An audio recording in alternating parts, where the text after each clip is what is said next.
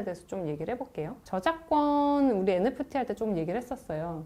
저작권은 창작자에 대한 권리입니다. 내가 어떤 이제 사상과 생각을 반영해서 뭔가 표현했을 때 그 권리가 보호가 돼요. 저작권에 의해서. 근데 내가 아이디어라고 해서 그냥 이런 생각을 가지고 있다 라는 건 보호 대상이 안 돼요. 그 생각을 표현한 것만 보호 대상이 돼요. 그래서 이런 걸 생각하시면 돼요. 예를 들면 제가 요번에 되게 좋아했던 드라마가 오소매 붉은 끝동인가? 드라마 잘 보시네요. 근데 아무튼 그 부분을 생각을 해볼게요. 정조와 성덕임이라는 궁녀의 사랑이잖아요. 요거를 사랑에 대한 이야기를 소설로 쓰겠다라는 건 어떻게 생각하면 아이디어일 수 있어요. 그거는 아이디어일 수 있지만 요거를 글로 써내는 표현, 요거는 창작물이죠. 그래서 그 창작물은 저작권의 대상이 되지만 그냥 정조와 성덕임의 사랑을 예쁘게 풀어낸다. 요거는 아이디어이기 때문에 보호가 안 돼요. 그렇기 때문에 되게 우리가 저작권 침해 소송할 때 되게 그 일치율 같은 거를 감정받거든요.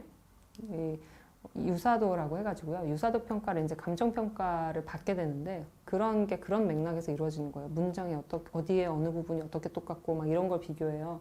그래서 실질적으로 표현된 것이 우리의 저작권의 대상이 된다. 그런 거를 좀 생각을 해보실 필요가 있고, 그래서 저작권 침해와 관련돼서는 어떻게 하면 저작권 침해가 안 될 수 있는지 또는 침해인지를 판단할 때는 그런 구체적인 이제 표현 방식이 핵심이 된다는 거, 그거를 좀 생각해 보시면 될 것 같고, 근데 저작자란 용어도 있고 저작권자란 용어도 있어요.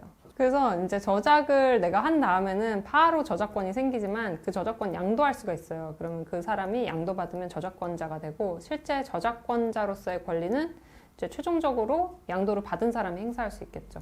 그 저작권자가 행사할 수 있는 권리는 어떤 게 있냐면 복제권, 전송권, 배포권, 2차적 저작물 작성권 뭐 이런 것들이 있고, 그러니까 소유권자는 또 달라요. 저작자랑 행사할 수 있는 권리가. 그거를 오늘 조금 얘기를 해드릴 텐데요. 잘못 오해하실 수가 있는 게, 내가 어떤 것을 소유권자다 그러면 저작권도 행사할 수 있다고 생각해요. 그건 아니다. 쉽게 예를 들면 잘 이해하실 수 있는데, 어떤 게 있냐면 내가 책을 샀어요.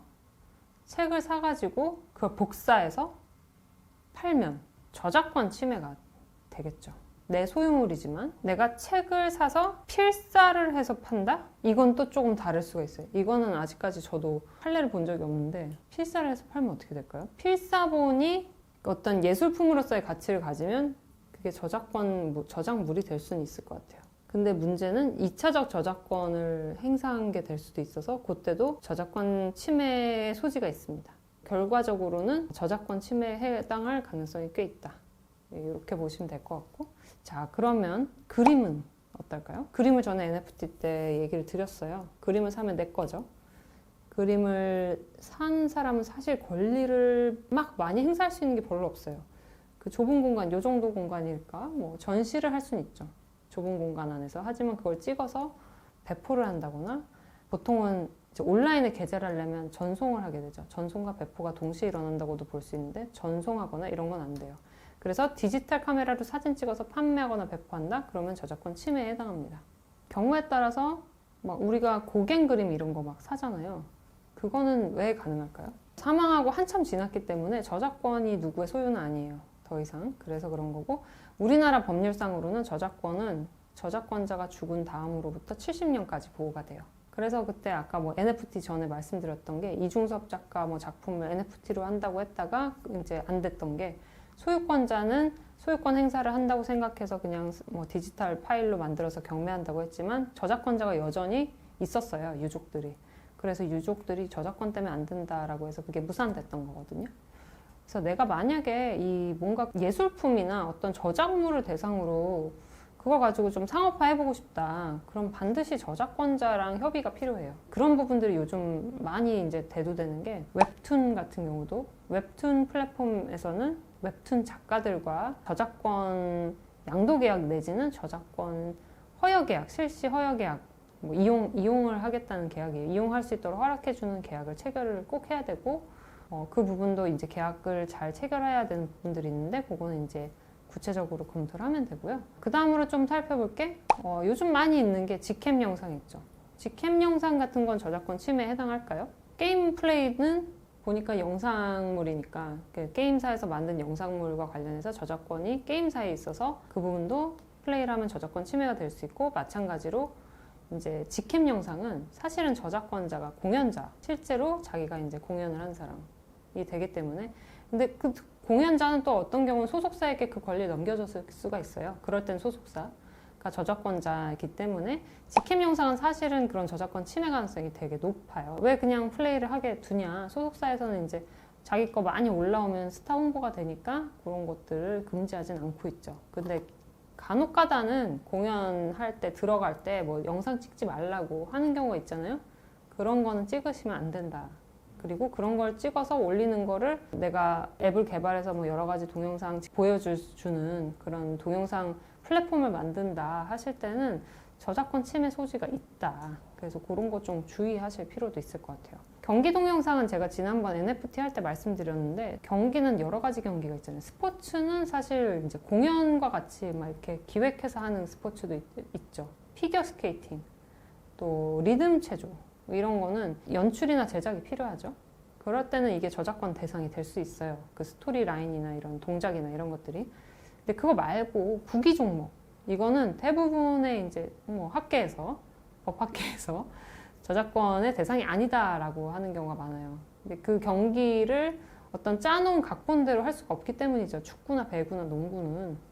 그래서 그 플레이 장면, 이거는 뭐 멋지고 엄청 막 짜릿할 수는 있지만 그거 자체는 저작권 대상은 아니다.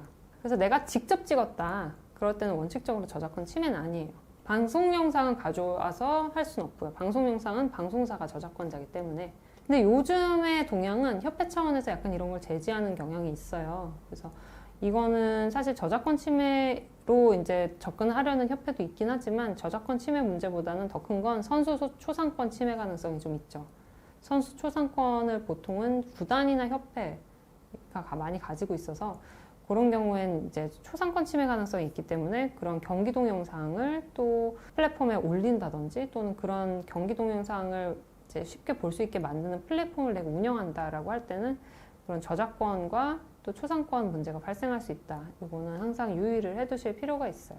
그래서 이제 조금 주의하실 거를 말씀드리면, 촬영 금지라고 되어 있는 공연장이나 경기장에서는 동영상 촬영을 하지 않아야 되고, 하더라도 배포해서는 안 된다. 이런 걸 좀 주의하실 필요가 있을 것 같습니다. 마지막인데, 저작권과 관련해서 또 많이 이제 한동안 되게 논란이 됐던 게 링크예요. 링크를 거는 행위. 내가 이제 기사 링크를 걸어가지고 뭐 무슨 뭐 연합뉴스 언제 기사 링크, 뭐 기사 링크 걸었다. 저작권 침해일까요? 그러니까 링크가 여러 가지 종류가 있는데, 그냥 주소만 거는 거는, 주소는 사실 저작권의 대상이 아니기 때문에 주소만 걸어서 그걸 딱 눌렀는데 다른 페이지가 딱 뜬다? 요거는 단순 링크는 저작권 침해 아닙니다.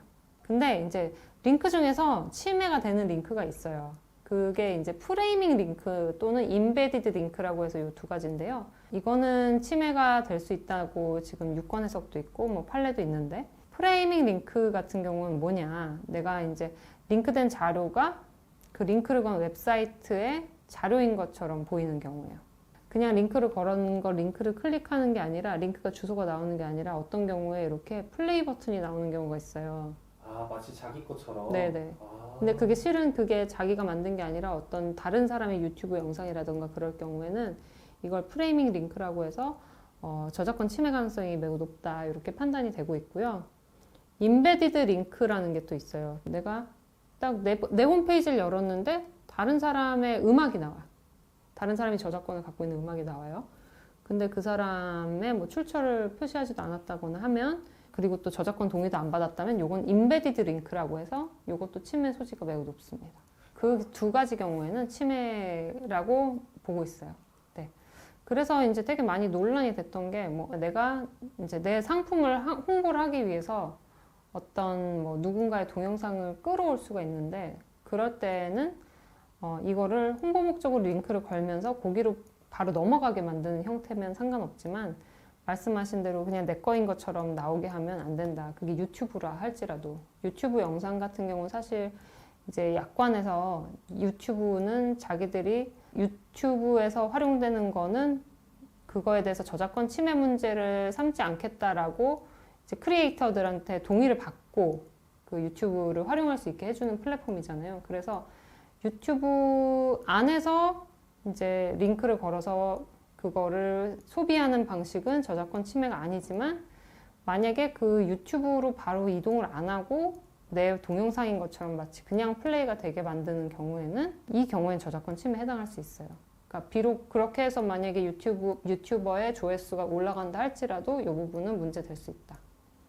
이런 점은 조금 주의를 하시는 것이 좋을 것 같아요. 아무튼 그런 핵심 영상을 공유할 때는 단순히 링크만 공유하는 게 제일 안전하다. 이런 부분들을 또 사업하시는 분들은 꼭 염두에 두시고 크리에이터 영상을 직접 다운받게 만들어서는 안 된다. 그리고 프레이밍 링크나 임베디드 링크 형태, 그러니까 내 홈페이지 안에서 직접 플레이되도록 하는 것 역시도 저작권 침해 소지는 있다. 이런 부분들 염두에 두시고 또 스타트업들 여러분께서는 사업을 진행하시는 게 좋을 것 같습니다.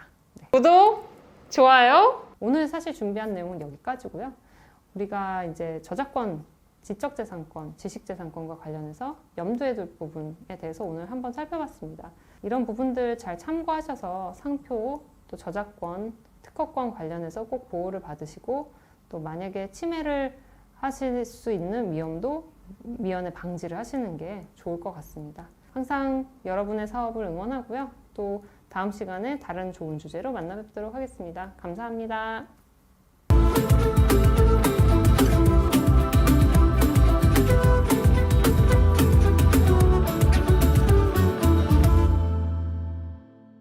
구독, 좋아요, 알림 설정